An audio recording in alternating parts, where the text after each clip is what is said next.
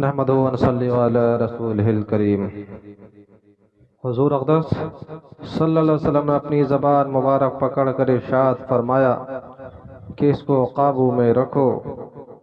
حضرت معاذ رضی اللہ عنہ فرماتے ہیں کہ میں نے عرض کیا یا رسول اللہ، کیا ہم اس پر بھی پکڑے جائیں گے جو کچھ بات چیت زبان سے کر لیتے ہیں؟ حضور صلی اللہ علیہ وسلم نے فرمایا تجھ کو تیری ماں روئے۔ اے معاذ، کیا آدمیوں کو ناک کے بل اوندھے منہ جہنم میں زبان کے علاوہ اور کوئی چیز بھی ڈالتی ہے؟ مشکات کی حدیث۔ تجھ کو تیری ماں روئے عرب کے محاورے میں تنبیہ کے لیے بولا جاتا ہے۔ حاصل یہ ہے کہ ہم زبانوں کو جو قینچی کی طرح چلاتے رہتے ہیں وہ سب مجموعہ مال نامے میں تلے گا، اور اس میں لغو اور بیہودہ ناجائز چیزیں جتنی بولتے ہیں وہ جہنم میں جانے کا سبب ہوتی ہے۔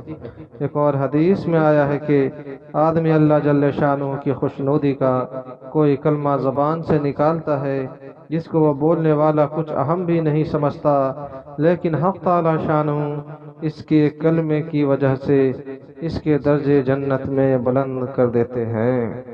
اور آدمی اللہ جل شانہ کی ناراضی کا کلمہ زبان سے نکالتا ہے جس کو وہ کہنے والا سرسری سمجھتا ہے، لیکن اس کلمہ کی وجہ سے جہنم میں پھینک دیا جاتا ہے۔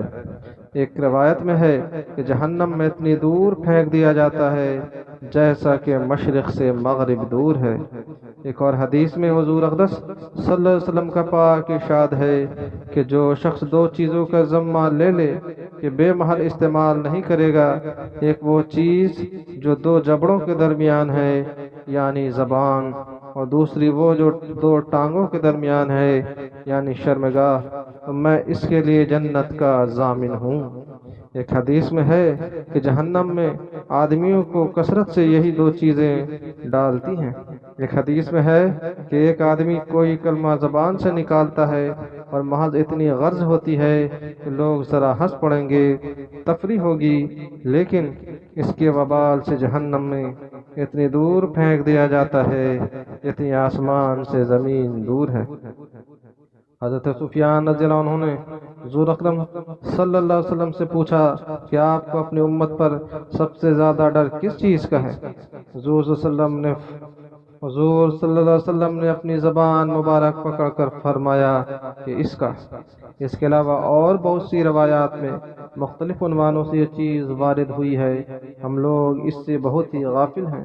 یقیناً آدمی کو اس کا اکثر لحاظ رکھنا چاہیے کہ زبان سے جو کچھ کہہ رہا ہے اس سے اگر کوئی نفع نہ پہنچے تو کم از کم کسی آفت اور مصیبت میں تو گرفتار نہ ہو۔ حضرت سفیان ثوری رحمۃ اللہ علیہ مشہور امام حدیث اور فقہ ہیں، فرماتے ہیں کہ مجھ سے گناہ صادر ہو گیا تھا جس کی وجہ سے 5 مہینے تک تہجد سے محروم رہا۔ کسی نے پوچھا ایسا کیا گناہ ہوا تھا؟